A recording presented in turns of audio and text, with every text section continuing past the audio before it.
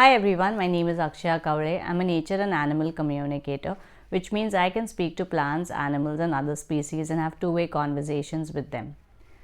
Oftentimes, I get asked if animals can feel intense emotions such as rage, anger, and can live with them. Now, there is no simple answer to it because just like us, animals and nature also have the agency to have their own emotions. However, I would like to share my experience and my insights on the same. In my experience of speaking to several animals over the past decade, I've realized that animals are far more present, grounded, and in the moment. Hence, they don't necessarily hold on to a lot of intense emotions because it doesn't work for them in a positive manner. They understand it and they try to let go of it as much as possible. There may be moments where they may feel these emotions, however, they're not beings that necessarily live in those emotions. Now, this doesn't mean that trauma and past experiences do not have an impact on them.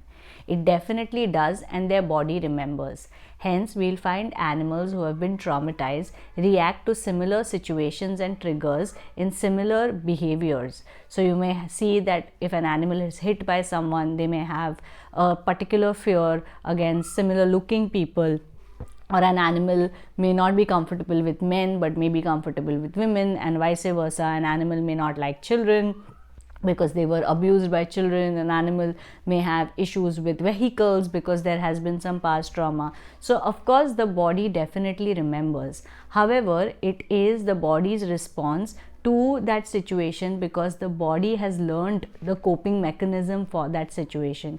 It's not necessary that they are constantly living in that anger, rage, or fear.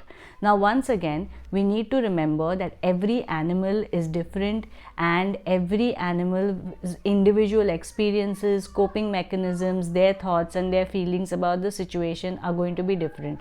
There is definitely no one size fit all kind of an answer with animal communication. So unless and until we speak to the animal, we would not really understand that individual specific animal's opinions about the certain topic.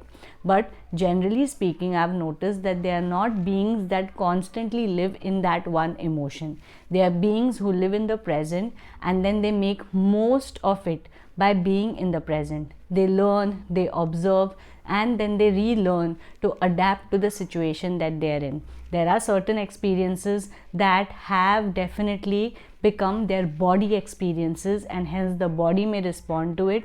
However, I have barely ever spoken to an animal who tells me that they are filled with rage and filled with anger, and that's how they live their life because of what the world has given them, because that is truly not how they perceive the world. And this is one beautiful thing that we can learn from them. Remember, like always, if your animal is unwell or if they have behavioral issues, it's very important for us to seek out the right professionals such as doctors and behaviorists.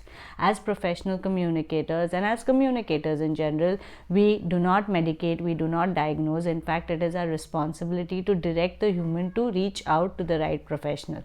But we can definitely understand the animal's feelings, perceptions, and their spiritual insights about certain situations to help us understand their perspective better.